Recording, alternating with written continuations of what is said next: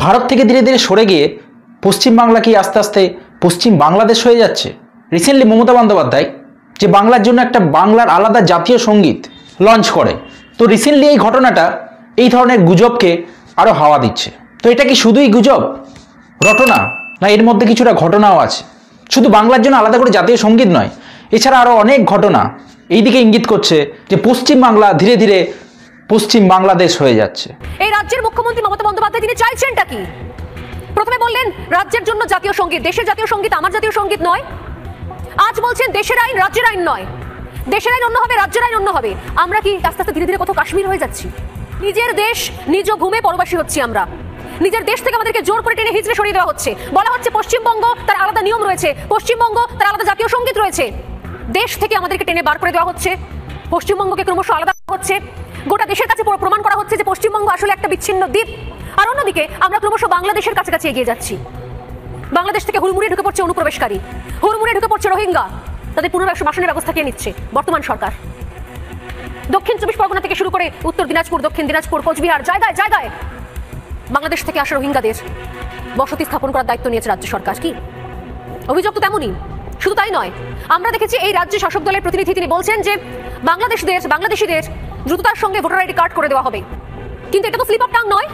মমতা বন্দ্যোপাধ্যায় আগের দিন বললেন রাজ্যের জাতীয় সঙ্গীত, উঠে দাঁড়াতে হবে, সম্মান দিতে হবে। পরের দিন সেই কাজ করে দেখিয়ে দিলেন, সেই কাজটা করে দেখিয়ে দিলেন মমতা বন্দ্যোপাধ্যায়। শুধু এখানেই থামলেন নয়, আরো এক ধাপ এগিয়ে কলকাতাকে দেশের রাজধানীও বলে বসলেন মমতা বন্দ্যোপাধ্যায়। প্রথমে বাংলাদেশের স্লোগান জয় বাংলাকে তিনি পশ্চিমবাংলার জাতীয় স্লোগান হিসেবে ঘোষণা করেন। এরপর পশ্চিমবাংলার নাম পরিবর্তন করে বাংলাদেশের সাথে মিল রেখে রাজ্যের নাম বাংলা রাখেন। এবার আলাদা জাতীয় সঙ্গীত। তাহলে মমতা বন্দ্যোপাধ্যায় কি ধীরে ধীরে বাংলাকে আলাদা করে বাংলাদেশের সাথে যুক্ত করার প্ল্যান করছে? প্রত্যেকটা ক্ষেত্রে রাজ্যে কি একটা বিচ্ছিন্নতাবাদী চিন্তাভাবনা, মানসিকতাকে প্রশ্রয় দেওয়া হচ্ছে, স্বজন পোষণ করা হচ্ছে। বাংলার জন্য আলাদা লোগো, বাংলাদেশ থেকে ধার করা জয় বাংলা স্লোগান, বাংলার আলাদা জাতীয় সঙ্গীত। আইন কানুনের ক্ষেত্রেও আপনারা দেখছেন কিভাবে রাজ্যে ম্যানিপুলেট করা হচ্ছে।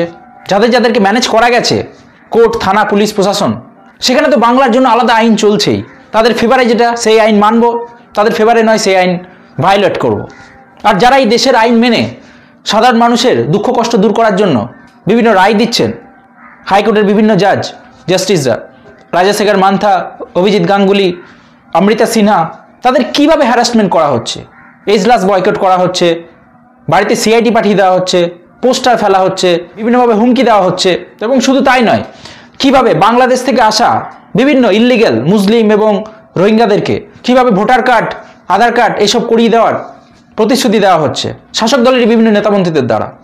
ইল্লিগ্যাল মুসলিমে ভরে গেছে, ডেমোগ্রাফি চেঞ্জ হয়ে যাচ্ছে। বাংলাদেশ থেকে অভিনেতাদের নিয়ে এসে প্রচার করানো হচ্ছে। দেশের প্রধানমন্ত্রী, রাষ্ট্রপতি, উপরাষ্ট্রপতি ভোট এলে দেখবেন মিনিমাম রেসপেক্টটুকু দেওয়া হয় না।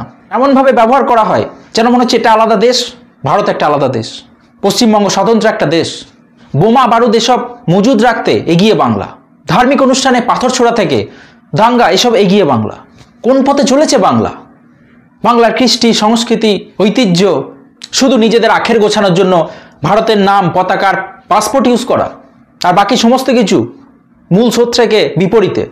যে বাংলা একদিন ভারতবর্ষকে পথ দেখাতো, সে বাংলায় আজকে বেপথে চালিত করছে সবাইকে।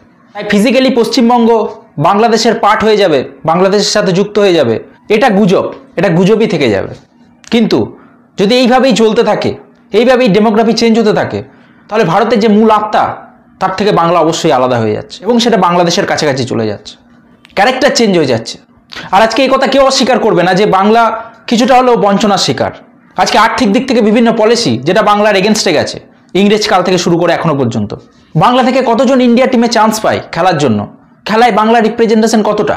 আর্মিতে বাঙালিদের আলাদা রেজিমেন্ট নেই। ভারতবর্ষের ম্যাক্সিমাম কোম্পানি, তাদের সিইও, সেখানে বাঙালি নেই, সংখ্যা নগণ্য। বাংলায় কিনা নেই, পাহাড় আছে, সমুদ্র আছে, জঙ্গল আছে, চাষযোগ্য জমি আছে, অপার সম্ভাবনা। কিন্তু এরপরেও বাংলা আর্থিক দিক থেকে পিছিয়ে। এখানে কোনো ইন্ডাস্ট্রি নেই, কোনো ম্যানুফ্যাকচারিং কোম্পানি নেই। কিন্তু এর জন্য কতটা কেন্দ্র বা অবাঙালিরা দায়ী আর কতটা বাঙালিরা দায়ী? আমরা কি আমাদের 100%টা দিতে পেরেছি? আমরা কি আমাদের তরফ থেকে সমস্ত কিছু করেছি বা করছি?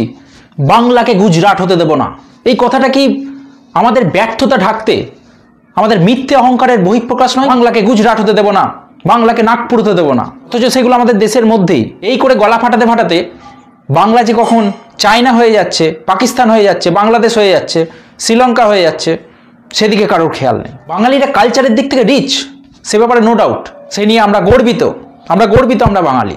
কিন্তু সেই কালচারটাকে উদযাপন করার জন্য আর্থিক ব্যবস্থারও প্রয়োজন। তা না হলে এই লাইন আমাদের বলেই যেতে হবে, 10 কোটি বাঙালির হে মুগ্ধ জননী, রেখেছো বাঙালি করে মানুষ করনি। দেখা হচ্ছে নতুন ভিডিওর সাথে, ততক্ষণ ভালো থাকবেন, সুস্থ থাকবেন, এবং চ্যানেলে নতুন থাকলে সাবস্ক্রাইব করে পাশে থাকা বেল আইকনটা প্রেস করে দেবেন। জয় হিন্দ, শুভরাত্রি।